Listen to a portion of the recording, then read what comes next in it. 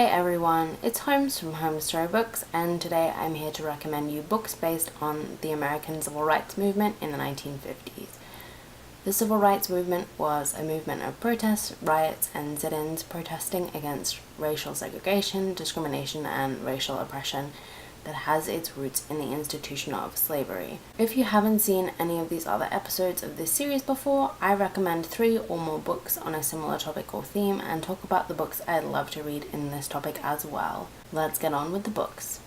The first book I'm going to talk about is, of course, March Volume 1 by Senator John Lewis, Andrew Aydin, and Nate Powell, published by Top Shelf Productions.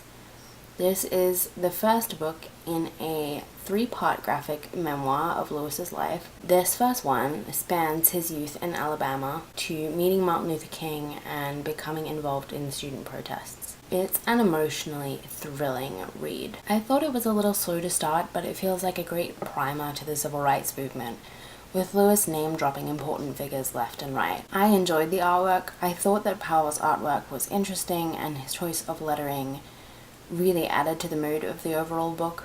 I love that graphic novel artists can add details and convey meaning without having to interrupt the flow of storytelling. I love Lewis's story and desperately want to read more and learn about his life. Lewis had me question my own involvement with activism in general and how much active participation I have in activism.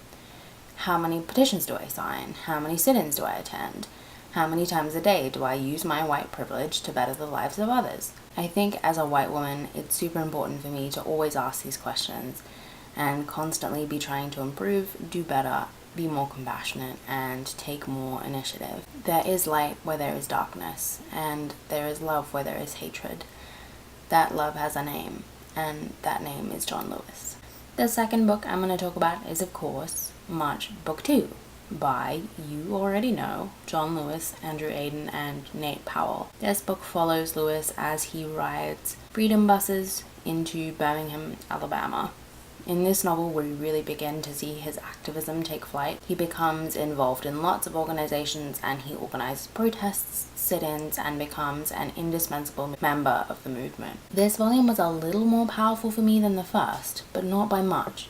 And knowing where Lewis came from probably made me love this second novel all the more. What a start and what a finish to a spectacular graphic novel. This graphic novel really helped me to adjust my perspective on the civil rights movement in America. People were killed, people were beaten, people were permanently disabled from beatings they received. They were jailed, outed as gay in front of thousands of people. Of course, I know these things to be true.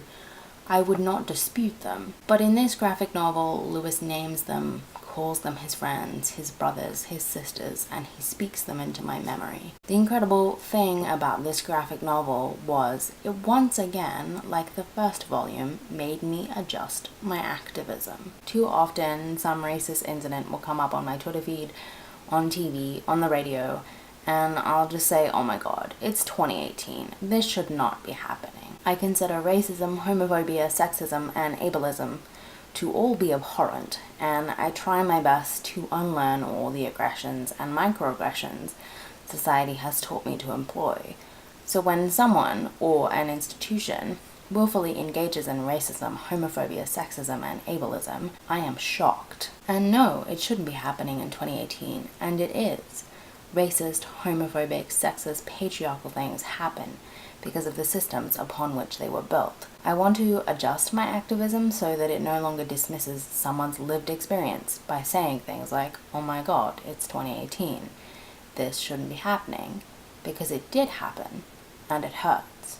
Am I still shocked that 2 black men were arrested for waiting in a Starbucks just the other day? Of course, but based upon the institutions that built the world in the way we currently live, I don't want to undermine someone's experience by saying something so often repeated. People change their minds, their hearts, their actions, but institutions typically do not, or they do so slowly with watered-down legislation that does not have to be enforced. Of course, I'm making generalizations, but the frustration I feel after reading the second volume of March is real. This graphic novel is an example of how people of color have consistently physically put their bodies on the line in order to gain equal rights.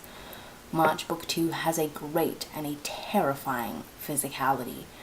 Beatings, dogs, bodies bent in prayer, water hoses from the fire department used to stop children. March never looks away, never hesitates, but continues on despite all adversity, much like Lewis himself. The way I'm describing this graphic novel makes it sound like an absolute torture to read, but it's not.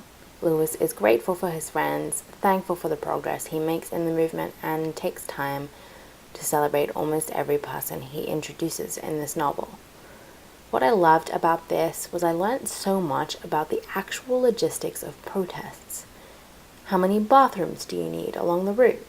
Where will people be arriving from? How many cars or trains or buses do you need to transport those people? This was such a collective story of love, of compassion, and the triumph of the human spirit. Of the 10 speakers at the Washington March in 1963, John Lewis is the only one still alive. And what a beacon of justice he is for us all. The next book I'd love to mention is The Silence of Our Friends by Mark Long.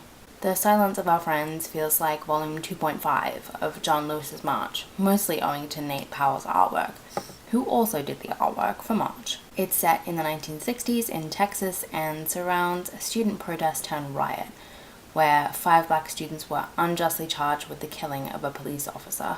This is a semi-autobiographical exploration of the author's father's time as a white reporter, investigating race relations in the area. If you want to read March Volume 2 and Volume 3, do that before you read this, because it gives a lot more context to the organizations at the time, such as the SNCC and other people and movements.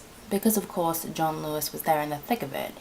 In the second volume of March, he will introduce a character and then do a few panels explaining who they are, what they stand for, whether they're radical or not, and where they come from. And this really helps inform the rest of the panels, which I think Mark Long's comic lacked a little bit. There is some disability representation in there. One of the little girls, Julie, is blind, and I loved seeing her come to life on the page. I enjoyed the novel overall and found it really easy to read, though unfortunately it did lack a lot of emotional intensity for me.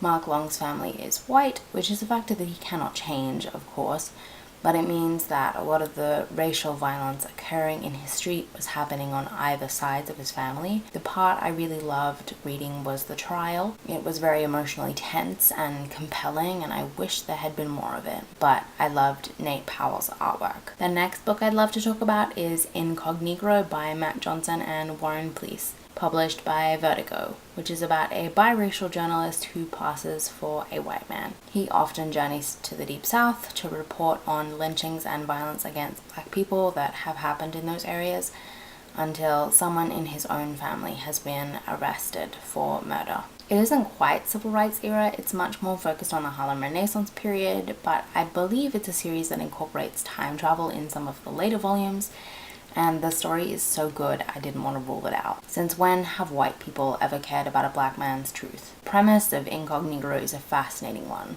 Born out of Johnson's own experience as a white passing biracial man, Johnson envisioned a time when white passing would be a key to survival, and thus this graphic novel was born. I loved the story. It was serious, gritty, and also hilarious. It had the thrill of a Western. There was some serious drama going on in this comic. Double-crossing, spying, gun-toting, and super fast-paced. I didn't connect with the art style so much. I understand the creative choice. The black and white images make it look more like a newspaper. Fitting, considering the main character is a journalist investigating lynchings in the Deep South. However, the lack of any real shading made everything feel two-dimensional. I love black and white comics. Nate Powell's artwork in March is gorgeous and so emotive, but this just fell a little flat for me. I did get used to it and the panels are easy to read, but it did feel like the art style was better suited to Sunday comics and the paper. Having said that, I understand that artists have deadlines, but yeah, I just didn't gel with it. Also, I wanted the art to be in color. I just did. That said, I loved the writing and the strength of the story, I don't want to give anything away because discovering the direction of the plot is part of the reading experience, but I will say that it is very high stakes and there's something really poetic about the way Johnson writes. Lots of emotional characters and twists and turns. This was such a great read.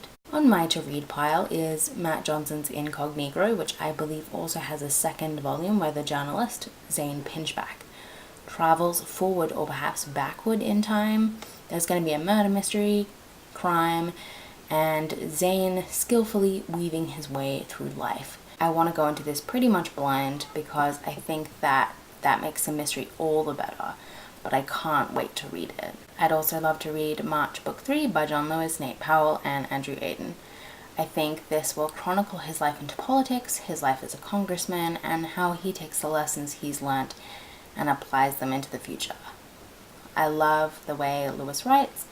He's so emotive, so vulnerable. I feel like a part of me will really miss this trilogy once it's done. That's it. That's all my recommendations for today. Have you read any of these books? Are you planning on reading any of these books? Do you have any recommendations for me? Let's talk in the comments down below. Bye everyone.